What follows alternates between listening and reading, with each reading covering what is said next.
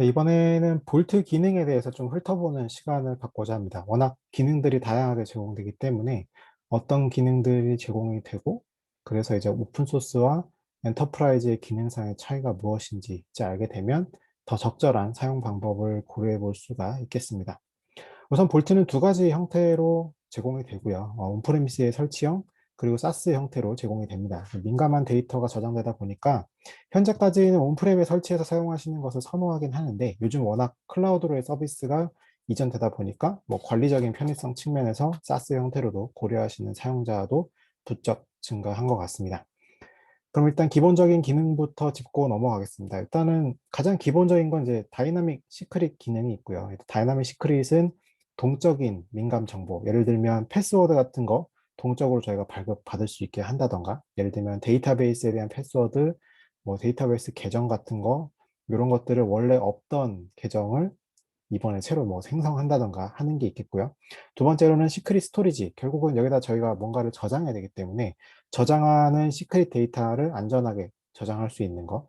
그리고 세 번째로 뭐 시큐어 플러그인. 이런 시크릿 정보들은 볼트 내에서 다 플러그인 형태로 제공이 됩니다. 그래서 뭔가 특정 플러그인을 활성화시키고, 예를 들면 데이터베이스도 종류가 뭐 10가지 넘게 있잖아요. 그래서 이런 10가지 넘는 데이터베이스들을 각각 다른 플러그인으로 활성화시키면 해당 플러그인에 뭔가 문제가 발생하더라도 다른 역할을 담당하는 시크릿 정보들은 뭐 이상이 없게 된다던가 이런 식으로 이제 플러그인 형태로 제공이 됩니다. 기본적으로 이제 오디트 로그 같은 경우에는 다 민감한 데이터이기 때문에 누가 접근했는지, 누가 어떤 데이터에 어떤 뭐 계정 접근 권한을 갖고 접근했는지 이런 것들을 다 추적해야만 하겠죠. 그래서 이런 민감한 데이터들에 대해서 누가 어떻게 몇 시에 어디로부터 접근했는지에 대한 상세한 오딘 로그를 제공하고요. 그리고 리스와 리보킹 같은 경우는 이제 시크릿에 대해서 이런 시크릿 정보들은 다 리스에 대한 개념이 들어 있습니다. 그래서 발급받는 토큰에 대해서 TTL 값을 가져서 발급받은 뭐 몇 분 혹은 몇 시간 이후에는 뭐 사용이 불가능하게 한다던가 이런 개념을 가지고 있고, 사용자가 강제적으로 리보크 하는 것도 가능합니다. 그리고 ACL 같은 경우는 결국은 이 내부적인 데이터들이 다 디렉토리의 형태로 관리가 되기 때문에 각각의 패스에 대해서 접근할 수 있는지 없는지에 대한 템플릿팅 기능을 제공하고요. 그리고 볼트 에이전트 같은 경우는 기본적으로 볼트가 서버로만 동작을 하지만 때에 따라서는 뭐 API나 뭐 애플리케이션 SDK가 없는 케이스, 예를 들면 저희가 뭐 설정 파일에다가 뭐 패스워드를 넣는다던가 이럴 때는 그 해당 파일을 볼트가 이제 관리해주고 거기에 들어가는 특정 패스워드 값을 치환해주는 이런 역할을 해야 되는 프로세스가 필요하겠죠. 그래서 이런 경우에는 볼트를 에이전트로 사용하는 것도 가능합니다. 그리고 이닛과 언실 같은 경우에는 이제 볼트라는 것 자체를 이닛하고 이제 언실링을 거쳐야만 사용할 수 있는. 그래서 저희가 예를 들면 이제 은행 같은 경우에 은행장이 예를 들어서 이제 금고문을 이렇게 열어주잖아요. 이렇게 이제 실링을 풀어주는 역할을 수행하게 되어 있습니다. 그래서 볼트가 처음에 기동할 때는 이게 언실이 되어 있지 않고요. 무조건 이제 실링을 할 수 있는 키를 입력해서 볼트를 언실링 해줘야만 볼트 시스템이 이제 돌아간다라고 보시면 될 것 같습니다. 다음으로 뭐 키 롤링은 이렇게 언실을 하기 위한 키를 롤링해서 더 안전하게 그때그때마다 주기적으로 롤링한다라고 볼 수가 있겠고, 뭐 UI도 제공하고, 뭐 UI로 실제로 어떤 시크릿을 많이 사용했는지 이런 것들을 간단하게 보실 수 있는 화면이 제공이 됩니다. 그리고 엔티티와 아이덴티티 그룹 같은 경우는 이 볼트에 접근할 수 있는 사용자에 대해서 결국은 인증을 받고 권한이 있는 사용자가 해당 시크릿 데이터에 접근할 수 있게 해주는 게 이제 엔티티라는 개념이 들어있는데, 사실 이 볼트는 여러 가지 아이덴티티를 활성화시킬 수가 있습니다. 뭐 아이디 패스워드, 뭐 GitHub으로도 할 수가 있고요. 혹은 AD나 뭐 LDAP 같은 것도 붙여서 사용자에 대한 인증을 받을 수가 있습니다. 근데 이런 방식을 여러 개를 둔다 하더라도 실제 제가 똑같은 볼트에 붙는다 해도 제가 아이디 패스워드로 붙을 수도 있고 GitHub 계정을 통해서 붙을 수도 있죠. 근데 이런 것들을 하나의 엔티티로 묶어주면 사실상 같은 사용자라고 판단할 수 있게 해주는 것이 엔티티와 아이덴티티 그룹이라고 볼 수가 있겠습니다.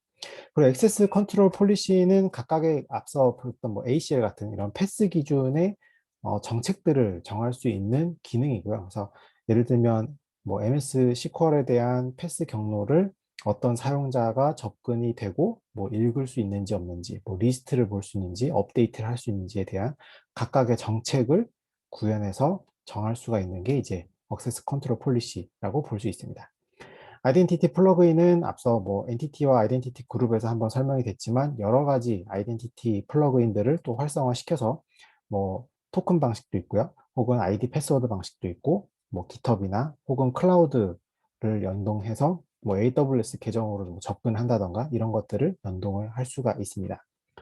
인티그레이티드 스토리지는 이제 볼트는 사실상 이런 민감한 데이터를 기록을 해야 되잖아요. 네, 이런 기록에 대한 부분을 기존에는 뭐 콘솔을 통하던가 혹은 마이바티스나 혹은 이런 마이시컬이나 혹은 MS 시컬이나 여러 가지 이제 저장소들을 가져갈 수 있는데 이런 저장소들 말고 이제 볼트 자체적으로 내장한 스토리지를 이야기하는 겁니다. 그래서 볼트만 가지고도 이제 HA 구성을 할 수 있는 스토리지 기능이 제공이 된다라고 보실 수 있고요. 마지막으로 레이트 리미트 쿼타는 이제 각각의 어떤 비율적으로 뭐 60초에 몇 건 이상, 몇 건 이하만 실제로 이런 민감 데이터의 정보를 접근하게 해준다라고 하는 이런 레인 리밋 기능을 가지고 있습니다. 우측에 보시면 이제 데이터 프로텍션 같은 경우에는 이제 인크립션 애저 서비스, 뭐 트랜짓 백엔드, 인크립션 키 롤링 이런 기능이 있는데 주요 기능 중에 하나고요. 결국은 이 기능은 자체적으로 뭔가 데이터를 가지고 있는 게 아니라 애플리케이션이 예를 들어 ABC를 볼트한테 인크립션 해줘라고 요청을 하면 볼트가 인크립션된 굉장히 긴 어떤 암호화된 데이터를 해당 서비스한테 주는 거고요. 이렇게 암호화된 데이터를 받아서 다른 애플리케이션이나 혹은 사용자한테 이 데이터를 전달하고 해당 받은 서비스나 사용자도 실상 볼트에 접근 권한이 있어야만 해당 암호화된 데이터를 다시 복호화해줘라고 이제 볼트에 요청을 하면 볼트가 다시 인크립션된 데이터를 다시 디크립션해서 ABC 같은 이런 데이터를 보여주게 하는 이런 서비스를 제공을 합니다. 그리고 이런 인크립션된 키를 다 롤링하기 때문에 처음에 뭐 버전 1 키를 가지고 암호화된 어떤 데이터가 있다면 이런 데이터를 뭐 버전 2 키, 버전 뭐 3 키로 다시 이제 뭐 암호화한다거나 혹은 기존의 과거에 뭐 암호화된 이런 키들을 뭐 말소시켜서 더 이상 이제 해당 키로는 이제 암호화가 되지 않게 한다던가 하는 식으로 이제 암호화에 대한 버저닝 같은 것도 제공을 합니다.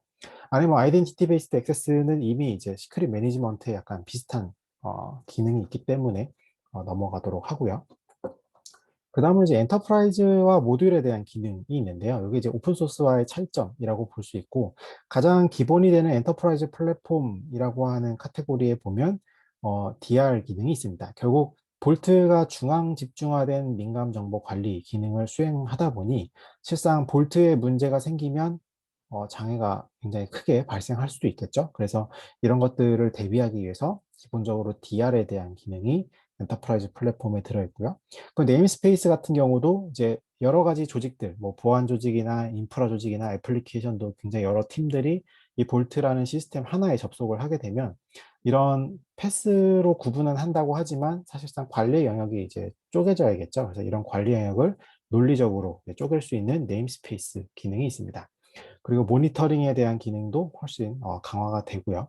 그리고 추가적인 어떤 모듈 기능 같은 경우는 뭐 첫 번째로 멀티 데이터 센터 스케일 같은 경우에는 이 다중의 볼트 클러스터에 대해서 이런 데이터를 리플리케이션 시켜주는 기능이 대표적입니다. 그래서 예를 들면 뭐 글로벌리하게 여러 리전에서 이 서비스를 운영한다라고 했을 때 볼트를 HA로 이제 확장해서 구성하기가 좀 쉽지 않은 케이스가 발생하겠죠. 그래서 이런 경우에는 볼트를 다중 클러스터로 구성하고 여기 클러스터에 보관된 어떤 데이터를 외부로 리플리케이션 시켜주는 기능이 이제 멀티 데이터 센터와 스케일 모듈의 가장 큰 특징이고요. 다음으로 뭐 거버넌스 폴리시 같은 경우는 사실 이제 정책 어떤 규정 준수를 하기 위한 여러 가지 값들이 들어 있습니다. 그래서 컨트롤 그룹스는 이제 어, 승인을 한 케이스에 대해서만 민감 데이터를 보게 하는 이런 식으로 이 민감 데이터에 대한 관리자와 실제 요청하는 사람을 좀 분리해주는 기능으로 볼 수가 있고요. HSM 오토언실 같은 경우에는 볼트가 뭔가 문제가 생겨서 죽었다가 다시 살아날 때 이때는 다 실링이 되어 있죠. 그래서 이런 실링을 HSM이라고 하는 하드웨어 베이스의 이런 시큐리티 모듈을 가지고 이제 자동적으로 언실링이 될 수 있게 하는 기능이 추가가 되어 있고요. 나머지는 뭐 멀티팩터 인증 혹은 뭐 센티넬 같은 정책 기반의 코드, 그리고 핍스 1402 같은 기능들, 이런 기능들이 이제 거버넌스 앤 폴리시에 들어있는 기능이라고 볼 수가 있고요.